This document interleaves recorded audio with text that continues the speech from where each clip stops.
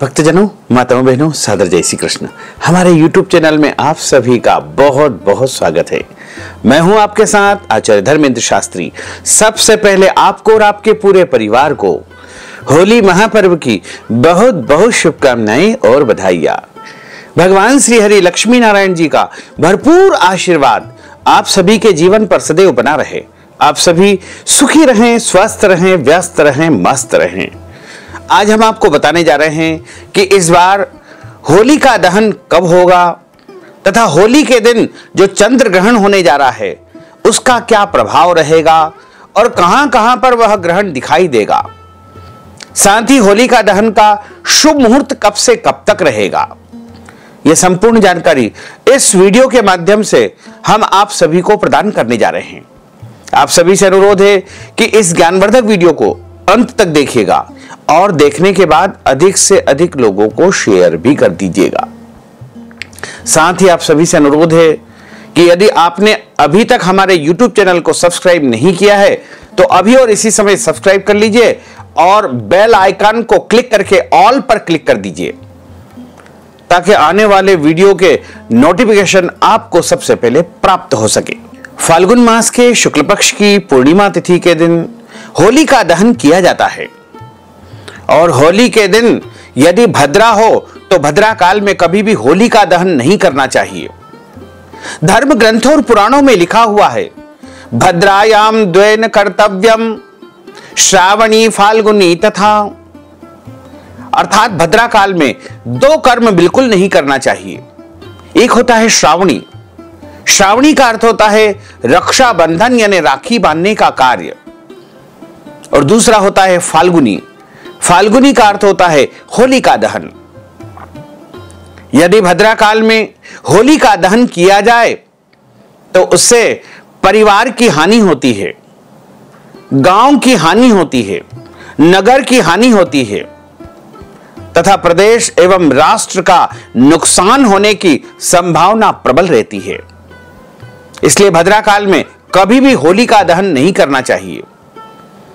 इस बार होली पर चंद्र ग्रहण का साया भी है और सभी लोगों के मन में भ्रम है कि चंद्र ग्रहण कब रहेगा, तो होली का दहन कब किया जाए। इस त्योहार का सभी बेसब्री से इंतजार करते हैं। इस बार फाल्गुन मास के शुक्ल पक्ष की पूर्णिमा तिथि का प्रारंभ 13 मार्च 2025 की सुबह 10:41 से हो जाएगा। तो चंद्रोदय व्यापिनी जो पूर्णिमा रहेगी, रात्रि व्यापिनी जो पूर्णिमा रहेगी, वो 13 मार्च 2025 को ही रहेगी और पूर्णिमा तिथि का समापन 14 मार्च 2025 शुक्रवार की दोपहर 12:29 पर हो जाएगा। व्रत की पूर्णिमा तथा होली का दहन की जो पूर्णिमा रहेगी वो 13 मार्च 2025 गुरुवार के दिन ही रहेगी। अतः होली का दहन का जो कार्य है वो 13 और 14 मार्च की मध्य रात्रि में आपको करना चाहिए। अब भद्रा काल भी इसमें देखना आवश्यक होता है क्योंकि भद्रा काल में कभी भी होली का दहन नहीं किया जाता है। तो इस बार भद्रा काल का जो आरंभ है 13 मार्च 2025 गुरुवार की सुबह 10:41 से भद्रा आरंभ हो जाएगी, जो कि मध्य रात्रि 11:33 पर भद्रा समाप्त हो जाएगी। अतः भद्रा काल में कभी भी होली का दहन नहीं करना चाहिए। तो 13 मार्च और 14 मार्च की मध्य रात्रि में 11:33 से लेकर अगले दिन सुबह यानी सूर्योदय के पहले पहले आपको होली का दहन कर देना चाहिए, क्योंकि होली का दहन कभी भी दिन में नहीं किया जाता है। होली का दहन कभी भी चतुर्दशी तिथि में नहीं किया जाता है। होली का दहन कभी भी प्रतिपदा तिथि में नहीं किया जाता है। इसलिए होली का दहन का जो सबसे श्रेष्ठ मुहूर्त रहेगा वो 13 और 14 मार्च की मध्यरात्रि 11:33 से आरंभ होकर के अगली सुबह यानी 14 मार्च का जब सूर्योदय होगा उसके पहले पहले आपको होली का दहन कर लेना चाहिए। हमारे ज्योतिष शास्त्र के अनुसार इस बार 14 मार्च 2025 को चंद्र ग्रहण लगने जा रहा है। चंद्र ग्रहण का आरंभ सुबह 9:28 से हो जाएगा और चंद्र ग्रहण का समापन दोपहर 3:39 पर होगा। वहीं चंद्र ग्रहण का सूतक 9 घंटे पहले लग जाता है। सूतक काल के दौरान कोई भी शुभ कार्य, कोई भी मांगलिक कार्य नहीं करना चाहिए। सूतक काल को अशुभ काल माना गया है। क्योंकि 14 मार्च 2025 को चंद्र ग्रहण भारत में कहीं पर भी नहीं दिखाई देगा। भारत के किसी भी शहर में, नगर में, राज्य में, गांव में बिल्कुल भी नहीं दिखाई देगा।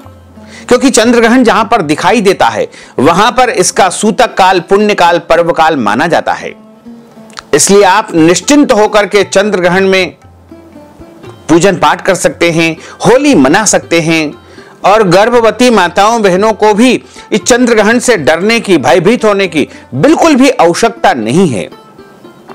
क्योंकि जब चंद्र ग्रहण भारत में दिखाई नहीं देगा तो उसका कोई प्रभाव नहीं होगा। इसलिए आप 14 मार्च को पूरे दिन रंग गुलाल के साथ में होलियां मना सकते हैं, होली खेल सकते हैं। इसमें किसी भी प्रकार का कोई दोष नहीं है। साल 2025 का जो पहला चंद्र ग्रहण है वो 14 मार्च को अमेरिका, पश्चिम यूरोप, पश्चिम अफ्रीका, अटलांटिक महासागर में दिखाई देगा और भारत में किसी भी स्थान पर, किसी भी शहर में, राज्य में, नगर में इस चंद्र ग्रहण का बिल्कुल भी असर नहीं होगा। लेकिन ब्रह्मांड में जो घटना होती है उसका 12 राशियों के ऊपर कुछ न कुछ प्रभाव होता है। तो 5 राशि वालों के लिए यह चंद्र ग्रहण अत्यंत शुभ रहने वाला है। सबसे पहली राशि है मेष राशि। मेष राशि वालों के लिए यह चंद्र ग्रहण अत्यंत शुभ साबित होगा। नौकरी, व्यापार में विभिन्न प्रयासों से सफलता की उच्च संभावना है। इसके अलावा आपके रिश्ते विशेष रूप से आपके जीवन साथी के साथ पनपने के लिए तैयार है। दूसरी वृषभ राशि। वृषभ राशि के व्यक्तियों को धन लाभ होने का योग है। व्यापार में सावधानी से काम करना चाहिए, लेकिन यह भी सही है कि व्यापार में आपको 2 गुना लाभ होगा। नौकरी यदि करते हैं तो तरक्की होगी। तीसरी राशि है सिंह राशि। सिंह राशि के व्यक्तियों को सुख की प्राप्ति होगी। यह चंद्र ग्रहण आपके लिए शुभ साबित होगा। हालांकि यदि आप अपने व्यवहार को सही नहीं रखेंगे तो आपको मिले जुले परिणाम प्राप्त होंगे। आपके कार्यों की सराहना होगी। संतान संबंधी चिंता आपको सता सकती है। विवादों से दूर रहे, दान पुण्य करें। नौकरी और व्यापार में अच्छा प्रदर्शन आप करेंगे। चौथी राशि है धनु राशि। धनु राशि के व्यक्तियों को कार्यों में सफलता मिलेगी। छात्रों यानी विद्यार्थियों को प्रतियोगी परीक्षा में फायदा होगा, उन्नति होगी और सकारात्मक परिणाम प्राप्त होंगे।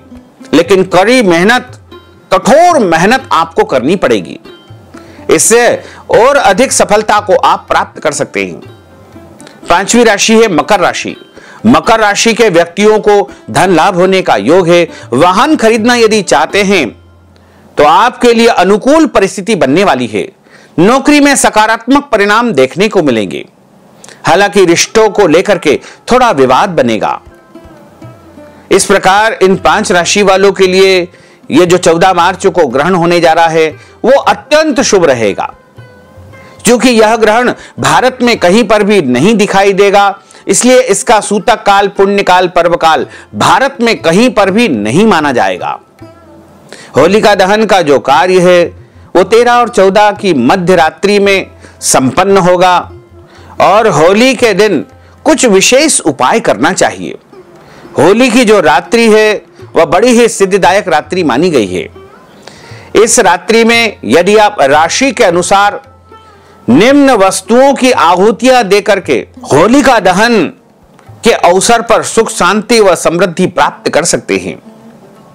तो यदि आपकी मेष राशि है तो होलिका दहन में गुड़ आपको अर्पण करना चाहिए। यदि वृषभ राशि है तो होलिका दहन में मिश्री एवं नारियल आपको अर्पण करना चाहिए।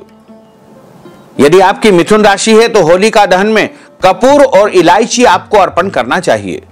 कर्क राशि वालों को होलिका दहन में सफेद तिल और सफेद चावल अर्पण करना चाहिए। सिंह राशि वालों को होलिका दहन में गूगल और गुड़ की आहुति देना चाहिए। कन्या राशि वालों को होलिका दहन में पान और हरी इलायची की आहुति प्रदान करना चाहिए। तुला राशि वालों को होलिका दहन में कपूर अर्पण करना चाहिए। वहीं वृश्चिक राशि वालों को होलिका दहन में गुड़ अर्पण करना चाहिए। धनु राशि वालों को होलिका दहन में हल्दी की गांठ व नारियल अर्पण करना चाहिए तथा मकर राशि वालों को होलिका दहन में काले तिल और लौंग की आहुति देना चाहिए। वहीं कुंभ राशि वालों को होलिका दहन में काली सरसों, लौंग और गूगल की आहुति अर्पण करना चाहिए तथा मीन राशि वालों को होलिका दहन में पीली सरसों और गुड़ की आहुति देना चाहिए। होलिका दहन के अवसर पर कपूर, लौंग, गुड़, गुग्गल आदि वस्तुओं की आहुति अवश्य देना चाहिए। इससे वातावरण शुद्ध होता है और आपके स्वास्थ्य व समृद्धि के लिए लाभकारी होता है।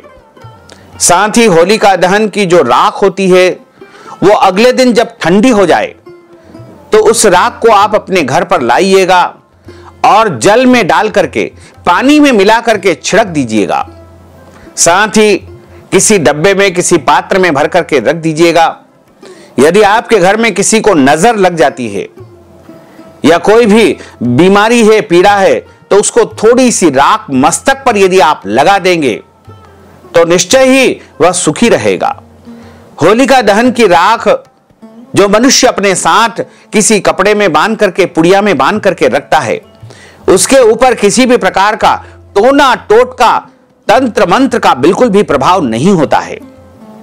साथ ही होलिका दहन की जो राख है उसको जल में मिला करके यदि आप अपने परिसर में, घर में छिड़क देंगे तो आपके घर में किसी भी प्रकार की कोई अला बला, भूत प्रेत आदि व्याधि, डाकिनी, शाकिनी, चुड़ैल इत्यादि रहेगी तो वो भी आपके घर को छोड़ करके चली जाएगी और आपके घर का वातावरण अत्यंत सुखमय और सकारात्मक होगा तथा आपके घर में सुख, शांति, समृद्धि का वास होगा।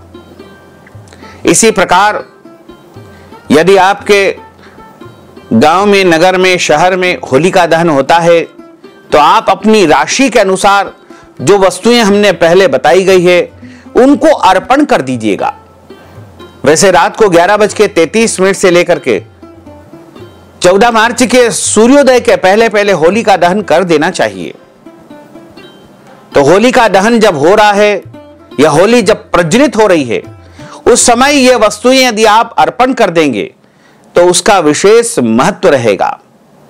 यदि ऐसी व्यवस्था नहीं है तो आप होलिका दहन जब नहीं हो उसके पहले जब होली की पूजा करने जाते हैं उस समय भी इन वस्तुओं को आप रख सकते हैं। यदि आप चाहें तो किसी परिजन से, अपने व्यक्ति से या किसी ब्राह्मण के माध्यम से भी होलिका दहन की पूजा करवा सकते हैं और ये निम्न वस्तुएं जो ऊपर हमने आपको बताई है उनको आप अर्पण कर सकते हैं। तो भक्तजनों, माताओं, बहनों, यदि आप होलिका दहन के निमित्त हमारे माध्यम से पूजन पाठ करवाना चाहते हैं या फिर कोई भी अनुष्ठान करवाना चाहते हैं तो आप इस हेतु नगद धनराशि हमारे गूगल पे, फोन पे, पेटीएम नंबर के माध्यम से प्रदान करके होलिका दहन का संपूर्ण पुण्य लाभ प्राप्त कर सकते हैं। साथ ही आप सभी से अनुरोध है कि हमारे इस ज्ञानवर्धक वीडियो को अधिक से अधिक लोगों को शेयर करिएगा, लाइक करिएगा, कमेंट करिएगा और यदि अभी तक आपने सब्सक्राइब नहीं किया है तो अभी और इसी समय सब्सक्राइब कर लीजिए ताकि इसी प्रकार की ज्ञानवर्धक वीडियो आपको सबसे पहले प्राप्त हो सके। आपको और आपके पूरे परिवार को सादर जय श्री कृष्ण, सादर धन्यवाद।